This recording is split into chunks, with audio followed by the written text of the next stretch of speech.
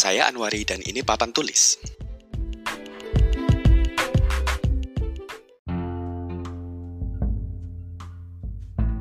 Dahulu ketika masih S1 di kelas kurikulum dan pengajaran, dosen-dosen saya sering membicarakan bagaimana kurikulum dan pengajaran di negara-negara tetangga atau negara-negara regional lain.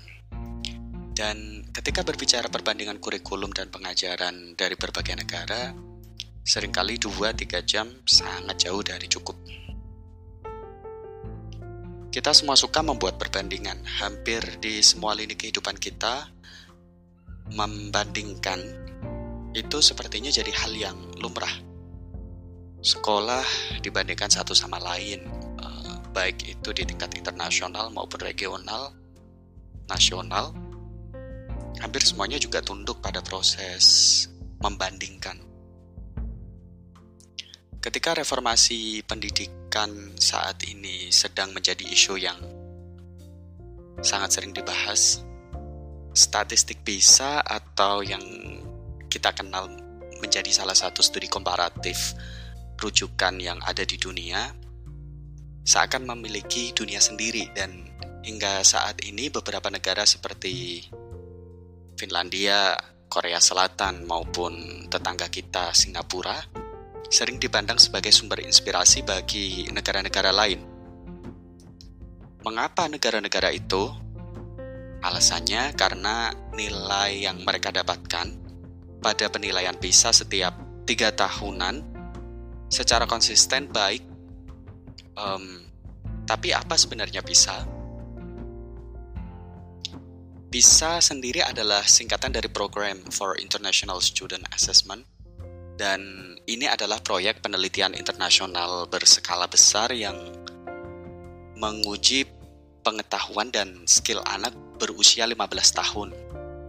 Penelitian ini dilakukan untuk pertama kalinya pada tahun 2000 dan diulang setiap 3 tahun, dan yang terakhir adalah tahun 2018 untuk saat ini.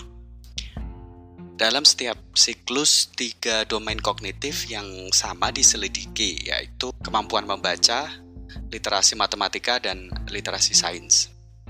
Penekanannya ditempatkan pada keterampilan dan pengetahuan fungsional yang dianggap akan memungkinkan siswa pada masa yang akan datang dapat menggunakannya secara aktif dalam masyarakat.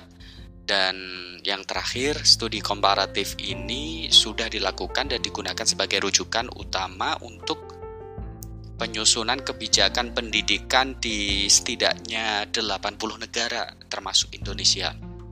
Tes komparatif ini sebenarnya diselenggarakan di bawah naungan Organisasi untuk Kerjasama Ekonomi dan Pembangunan atau yang kita kenal OECD. Jadi, organisasi ini adalah sebuah usaha kolaborasi antara 37 negara yang berbeda, yang sebenarnya tujuan utamanya adalah mempelajari, mendiskusikan, dan mengkoordinasikan kebijakan ekonomi di antara negara anggota. Tapi mengapa organisasi ekonomi begitu peduli dengan pendidikan? Alasannya karena si OECD percaya bahwa pendidikan yang memiliki performa tinggi atau berkinerja tinggi dapat memiliki efek positif pada perekonomian. Dalam bidang studi pedagogi komparatif, ada elemen yaitu bagaimana suatu negara berupaya dalam meningkatkan efektivitas pendidikan dan pengajaran. Itu yang menjadi salah satu fokus dasar dari tes PISA yang diadakan oleh OECD. Hal ini juga sebenarnya mempengaruhi bagaimana kita berpikir dan berbicara tentang pendidikan yang sebenarnya mengalami pergeseran dari semula yang berkaitan dengan pertanyaan tentang interaksi pedagogik, lalu kemudian berubah menuju pendekatan yang sebenarnya lebih berbasis hasil. Cara berpikir ini sebenarnya juga memunculkan pemikiran bahwa kenyataan pendidikan menjadi lebih terbatas karena kita cenderung melihatnya dari hasil dan angka saja, bukan sebuah keseluruhan proses yang khas dan kompleks. Semakin nyaman kita menggunakan cara pandang terbatas ini dalam melihat pendidikan dan pengajaran di suatu negara, semakin mudah membandingkannya dan semakin sedikit kita dapat memperhitungkan konteksnya. Hal ini juga sangat menarik untuk dibahas. Apakah kita bergerak ke arah sistem pendidikan yang seragam untuk dunia sekarang yang semakin mengglobal, atau apakah ini hanya cita-cita yang bisa dikatakan utopia saja? Terlepas dari angka PISA yang sering dikutip, sebenarnya ada sejumlah studi komparatif lainnya, terutama dalam bidang literasi dan matematik, yang banyak orang anggap sebagai bidang dominan. Contoh lain dari studi komparatif itu adalah Trends in International Mathematics and Science Study atau TIMSS. Studi komparatif ini untuk siswa kelas 4 dan 8, fokus pada matematika dan sains. Kemudian kalau di bidang literasi ada yang namanya PIRLS. PIRLS sendiri kependekan dari Progress in International Reading Literacy Study. Dan kedua studi komparatif ini di bawah organisasi IEA atau the International Association for the Evaluation of Educational Achievement. Studi-studi ini sebenarnya memiliki tingkat kontrol kualitas yang tinggi, tetapi tidak menyentuh konteks perbedaan secara mendalam di setiap negara sasaran studi komparatif tersebut. Pada skala yang lebih kecil, ada juga beberapa studi komparatif yang melibatkan sejumlah negara atau wilayah yang lebih terbatas, di mana dimungkinkan untuk melihat lebih dekat pada detail kontekstual. Studi-studi ini juga kurang dikenal oleh publik, namun tetap valid. Dalam semangat studi komparatif yang sama dengan studi yang saya sebutkan di atas sebelumnya, pembuat kebijakan pendidikan juga suka mengunjungi negara lain untuk mencari inspirasi. Ini tentu saja salah satu bentuk usaha untuk memperbaiki sistem pengajaran. Tetapi saya melihat bahwa ini juga tidak selalu merupakan yang terbaik. Pertanyaannya, mengapa kita melakukan ini? Mengapa bagi kita anggap penting untuk membandingkan sistem pendidikan satu sama lain? Alasan yang logis, ya karena kita ingin melakukan yang lebih baik tentu saja, dan dengan melihat dari negara lain, mungkin kita dapat belajar dari mereka yang kita anggap sudah melakukan yang lebih baik dalam membangun sistem pendidikan. Menyalin pendekatan negara-negara yang dianggap top, ini mungkin adalah hal paling aneh yang bisa dilakukan suatu negara. Artinya, menyalin pendekatan yang dengan tujuan untuk mencari inspirasi dan memperbaiki sistem yang kita punya, itu hal yang sah-sah saja yang bisa kita terima idenya. Tetapi kita juga perlu berhenti sejenak dan merenungkan semua faktor yang mempengaruhi dalam praktek pengajaran dan pendidikan, bukan hanya menyalinnya secara utuh. Amanda Ripley, jurnalis Amerika dan juga penulis buku The Smartest Kids in the World, pernah mengunjungi negara-negara dengan kinerja terbaik dan mencatat bagaimana setiap negara memiliki karakter khas yang berbeda satu sama lain yang mereka gunakan dalam melaksanakan sistem pendidikan, sekolah, dan pengajaran formal. Roger Standard, profesor bidang studi komparatif pendidikan dari University of Gent, Belgium, merujuk hal ini, hal tentang bagaimana seringnya negara satu mengunjungi negara yang lain untuk belajar tentang sistem pengajaran dan pendidikan dalam karya standarnya tentang pedagogi komparatif.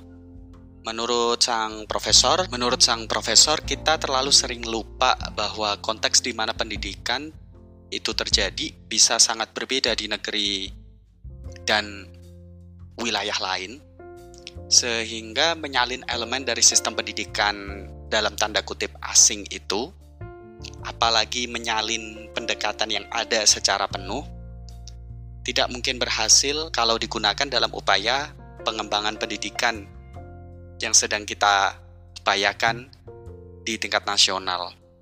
Sebagai contoh, hasil pendidikan dari suatu negara yang mendapat skor bagus dalam daftar PISA sering dianalisis secara tidak memadai sehubungan dengan kompleksitas dari proses pendidikan dan pengajaran yang terjadi di negara atau wilayah itu, seperti perubahan demografi, tradisi, dan sumber daya alam.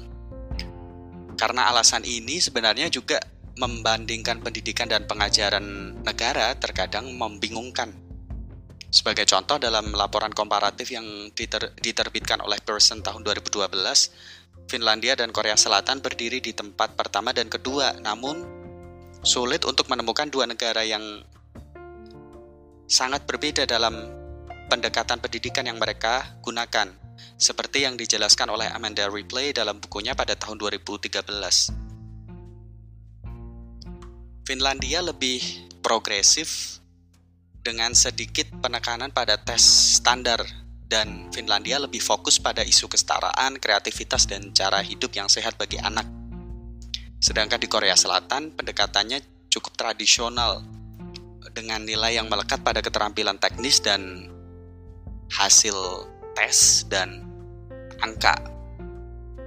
Finlandia membangun sistem pendidikannya dengan adanya pengaruh value dari budaya Nordik, sedangkan Korea Selatan dengan budaya Asia Timur. Karena alasan inilah Standard memperingatkan kita bahwa kita sebagai pengunjung di negara yang kita sebut tadi, kadang-kadang kita bisa sangat antusias tentang apapun praktek pendidikan pengajaran yang ada di sana. Sedangkan negara yang kita kunjungi juga sebenarnya seringkali memiliki keraguan pada praktek pendidikan dan pengajaran yang mereka lakukan. Intinya, kita perlu berhati-hati bahwa mencontoh dari negara lain tidak digunakan untuk melegitimasi motif politik kita sendiri dalam bidang pendidikan. Lihat praktek pendidikan yang ada dari dua sisi, dan ini sangat penting dan perlu, sehingga kita bisa mendapat gambar secara penuh untuk menghindari kesalahan fatal jika kita ingin meniru atau mencari inspirasi dari sistem yang ada di negara yang kita anggap sudah baik. Kita perlu melihat kembali bahwa kita hidup di dunia global, agar kita terus berinovasi dalam pendidikan dan pengajaran. Global yang saya maksud adalah padanan dari kata global dan lokal.